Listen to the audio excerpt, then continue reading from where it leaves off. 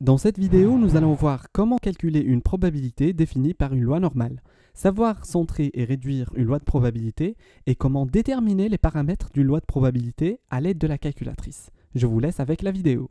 Dans cette partie, on s'intéresse au diamètre exprimé en centimètres des billes produites par les machines A et B. Première question. Une étude statistique conduit à modéliser le diamètre d'une bille prélevée au hasard dans la production de la machine B par une variable aléatoire x qui suit une loi normale d'espérance mu est égal à 1 et d'écart type sigma est égal à 0,055. Donc c'est une variable aléatoire qui décrit quoi? Le diamètre des billes. Très bien. Produite par la machine B bien sûr. Voilà. Vérifier que la probabilité qu'une bille produite par la machine B soit vendable est bien celle trouvée dans la partie A. Voilà. Très bien. Alors, vérifier que la probabilité qu'une bille produite par la machine B, c'est-à-dire P de V sachant B, vous voyez, produite par la machine B, soit vendable. P de V sachant B. On a trouvé dans la partie A que c'est égal à 0,93 dans la partie A de l'exercice. Maintenant, on doit la trouver, mais grâce à la calculatrice maintenant. Alors, on a dit que ce diamètre ou bien x suit une loi normale de paramètres mu est égal à 1 et sigma est égal à 0,055. Je prends la calculatrice. Voilà, je clique sur Nouveau, Ajouter un calcul, puis Menu, Probabilité, Distribution, Normale FDR.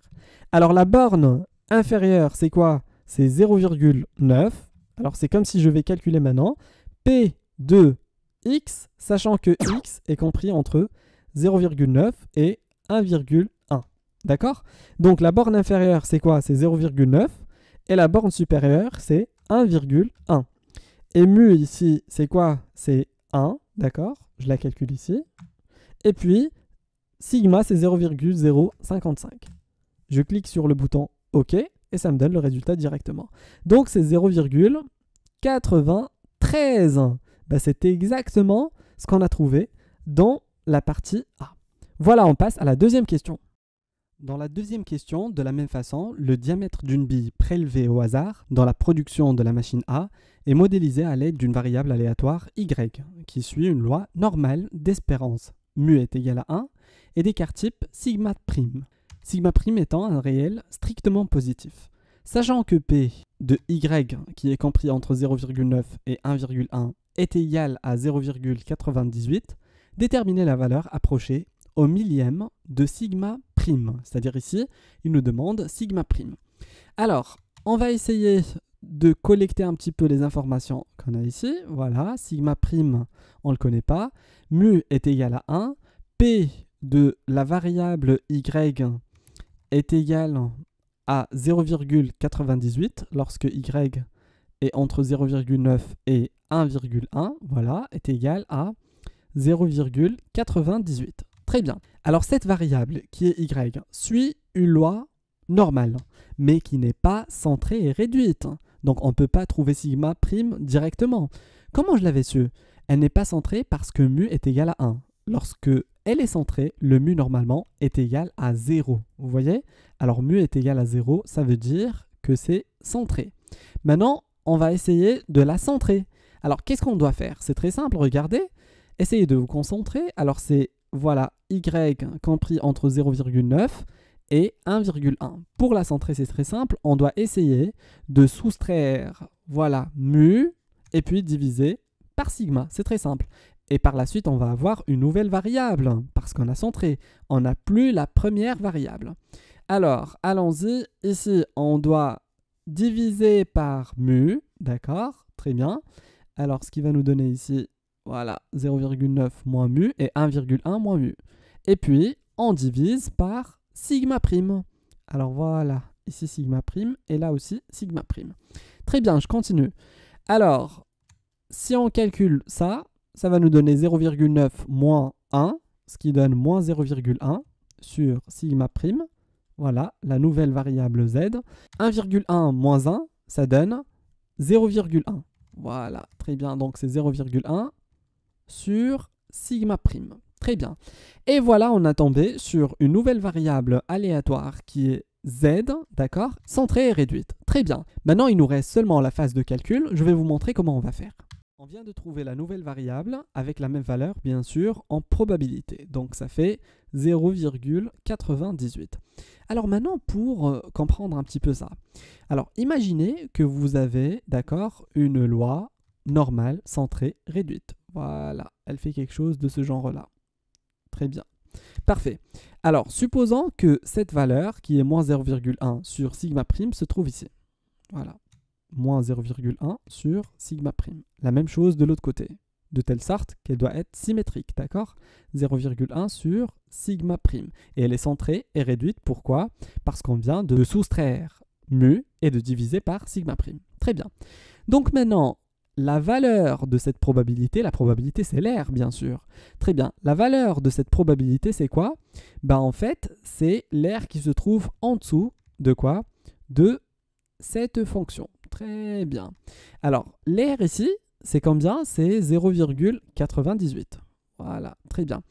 Et on sait au préalable que l'air total, ici, est égal à 1, n'est-ce pas? Donc, il nous reste ici 0,01 et là aussi 0,01. Comme ça va nous donner 0,02. Si on la rajoute à 0,98, ça va nous donner 1, bien sûr. Très bien. Maintenant, est-ce qu'on peut trouver directement la probabilité telle que z est inférieur ou égal à 0,1 sur sigma prime? Ça, c'est très important pour pouvoir passer au calcul par la calculatrice. Regardez. On veut maintenant l'air tel que z est inférieur ou égal à 0,1 sur sigma prime, cette valeur. Voilà, toute cette aire. Donc, ce qui fait, c'est l'air qui est assuré en vert, 0,98, plus celui-là.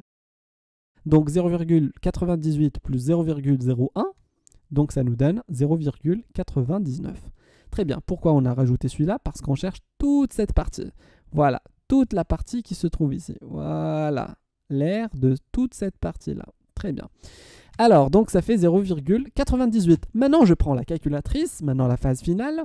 Alors, qu'est-ce qu'on va dire? On va prendre menu, d'accord, puis probabilité, distribution, et puis inverse normale. C'est ainsi qu'on trouve la valeur de cette quantité. Donc, inverse normale, je prends l'air ou bien la surface, je pose ici cette quantité, 0,98, et puis mu, c'est 0 bien sûr, et sigma, c'est combien? C'est 1 parce que c'est centré et réduite maintenant. Très bien. Donc, ça nous donne 2,32 avec 6,35. Très bien. Donc, ce qui fait 0,1 sur sigma prime est égal à 2,32. Très bien. Et après, c'est 6,35. Voilà. Et puis, c'est un jeu d'enfant pour trouver sigma prime.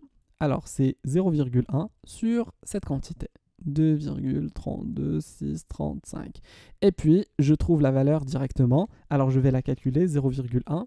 Voilà, à l'aide de la calculatrice, c'est 0,1 divisé par 2,32635. Ce qui donne 0,042. Alors, on ne doit pas oublier surtout qu'ils nous ont demandé d'approcher au millième. Alors, le millième ici, c'est 9. Voilà, dixième, centième, millième. Pardon, c'est 2. Donc, je dois prendre la valeur qui suit le 2, d'accord? C'est un 9, supérieur à 5, donc je rajoute à 2, 1. Donc, ça donne 0,043. Alors, c'est ça la valeur de sigma prime. Voilà pour cet exercice, on passe à la partie C. N'oublie pas de t'abonner à ma chaîne YouTube en cliquant sur le bouton s'abonner. Partage la vidéo, laisse un like et pour plus d'exercices corrigés, visite le site web astuciamath.com. À la prochaine!